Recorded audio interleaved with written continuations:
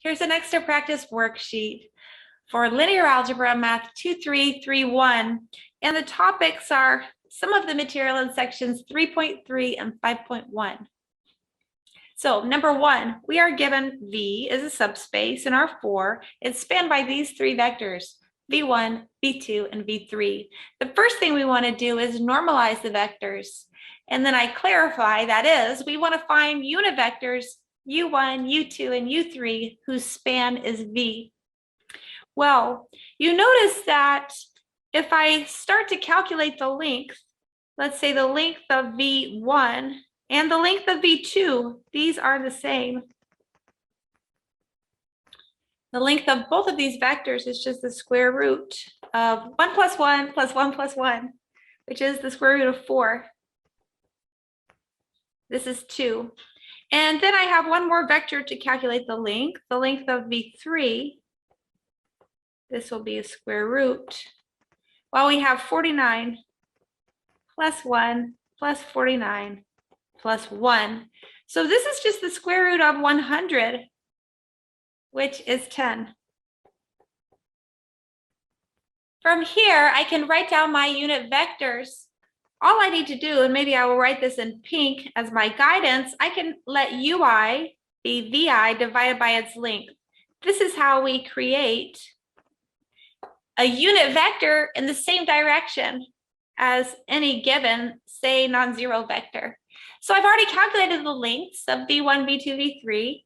Now we can write down vectors U1, U2, and U3. Well, as I mentioned, we just take V1, divide each entry by 2. This will be U1. So I get a half, a half, a half, and a half.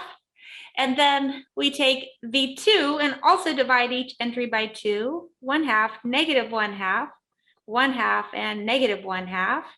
And then the last one, well, the length of V3 is 10. So I take 7 over 10. We have 1 over 10. We have minus 7 over 10 and minus 1 over 10. So this is my answer in the first part, my 3 unit vectors whose span is V. In letter B, we are given vector Y, minus 2, 2, 5, 3 is in V. We can use this.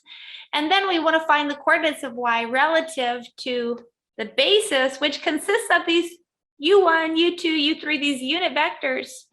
Well, note that this is just really a comment, but if you take U1 dotted with U2, you see we get a fourth minus a fourth, a fourth minus a fourth, 0. If you take U1 dotted with U3, we have 7 over 20. There's a minus 7 over 20. There's a plus 1 over 20 and a minus 1 over 20. This is 0. And finally, if you take U2 dotted with U3, you see we have another 7 over 20. There's a minus 7 over 20. There's a positive 1 over 20 and a negative 1 over 20. So this is 0 also. So you see here U1, U2, and U3. This is an orthonormal basis. So if I want the coordinates relative to this, I can use projections. So I know that Y will be the projection onto the subspace of Y. And this will help me find my coordinates. Let me go ahead and write the formula for projection, and then we'll calculate the coordinates. This would be Y dot U1 times U1. And then plus, we have Y dot U2 times the vector U2 plus Y dot U3 times vector U3. Now, the coordinates I'm looking for are here, Y dot U1, Y dot U2, and Y dot U3. So let's calculate. We have Y dot U1, we have Y dot U2, and then Y dotted with U3. This will be the coordinates of this vector relative to this basis.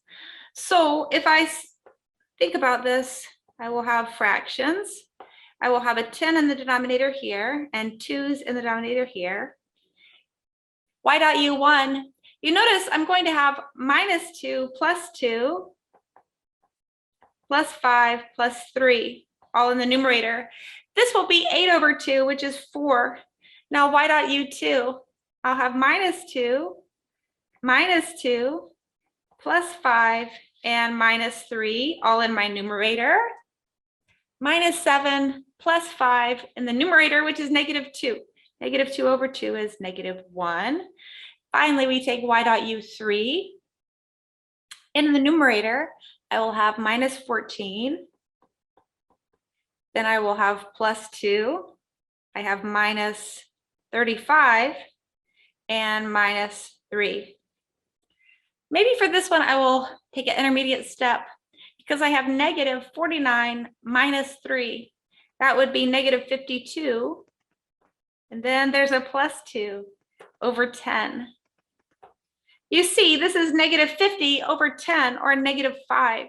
Okay, so my coordinates, I have them. Here's the first, here's the second, and here is the third. These are the coordinates of this vector y relative to this basis. Now we move on. We have part C. It says, is the vector e1 plus e2, this is e1 plus e2 in R4, is this in the orthogonal complement of V? Why or why not? Well, let's write what x is. Well, when we add e1 and e2, we just get 1, 1, 0, 0. 1, 1, 0, 0. What is the orthogonal complement of a subspace? Well, it is all vectors. This would be all vectors in R4 that are perpendicular to every vector in the subspace V. Or another way to say that would be perpendicular to every vector in a basis for V. Now, certainly, vector x is perpendicular to y, but that doesn't guarantee that it's in the orthogonal complement. We really need to check each basis element of V. So if we go up, okay, we can kind of see both at the same time. Immediately, I know the answer is no. So the answer, well, let's notice. If we take u1 dot x, we get a half plus a half, which is 1, not equal to 0. So here's my answer. The answer is no. And the reason, well, we have it, but if you want to write a few words, you can say that x is not perpendicular to u1. And u1 was one of our basis elements of vector space V. Number 2, here we have 3 different questions, which are why or why not, and they both have to do with rank nullity theorem, and they come from section 3.3. First one, is there a 6x4 matrix A with the image of A equal to R6? Well, this says 6 rows, 4 columns. So the matrix looks like this, where each column is sitting inside R6. Okay, so certainly the image of A is contained in R6, but the question is, can it be equal? Why or why not? The answer is no. The reason is that the rank of A can be no more than 4, because we only have 4 columns. And so we know the rank of A is the dimension of the image of A. The dimension of the image of A is no more than 4. Cannot be R6, because R6 has dimension 6. Next question, is there a 6x4 matrix A with the image of A equal to the kernel of A? Why or why not? Once again, I'm going to say no. Let's just consider where these are. What Rm and Rn do they live in? So once again, just like above, we have 6 rows and 4 columns. And so the image of A sits inside R6. We know it can't be equal. This is letter A, but it does sit inside a subspace of R6. And the kernel of A, well, it is not sitting inside R6. The kernel of A is sitting inside R4. And these are not the same space. So there's not a chance that the image of A and the kernel of A are equal. They live inside different spaces. is there a 6x4 matrix A with the dimension? So I've just relaxed it a little bit. Instead of requiring the two subspaces to physically be equal, it's just, can we have the kernel of A and the image of A having the same dimension for a 6x4 matrix? Here, yes, we can. For example, if A is any matrix with rank 2, then the dimension. Certainly we can have a rank 2 6x4 matrix. In fact, I can write one down, but the dimension of the image of A would be 2, and the dimension of the kernel of A would be the number of columns, which is 4, minus the rank, which is 2. Okay, so this is how we see this is possible. If you want an example, there are infinitely many possibilities.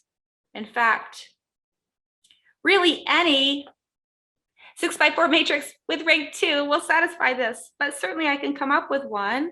I need 6 rows, I need 4 columns, but most importantly here, I need rank 2. Here's an example. It's already reduced row echelon form, but you see this matrix has rank 2. This matrix is 6x4. Necessarily the image has dimension 2, and necessarily because of these 2 free columns, the kernel has dimension 2. So there's just one example. Number 3, we're given 2 vectors, v1 and v2, and capital V is the span of these 2 vectors. V is a subspace of R3. What we want to do in this problem is find a basis for the orthogonal complement of V. So how do we do this? Well, we discussed this in class some, and it's quite important. All I need to do, let's see, I can define a matrix A as follows.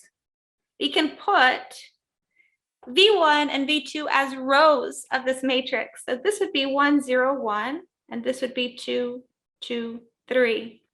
Then you note that V is the row space of A. Maybe I'll write this. So we note that V is the row space of this matrix, and the orthogonal complement of V will be the kernel of this matrix. And so this question comes down to finding a basis for the kernel of this 2x3 matrix, which is definitely something that we can handle. What I need to do is get myself to reduced row echelon form.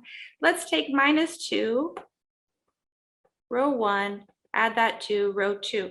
First row I have not changed. The second row becomes 0, 2, 1. And now we have one more step, and we'll be in reduced row echelon form.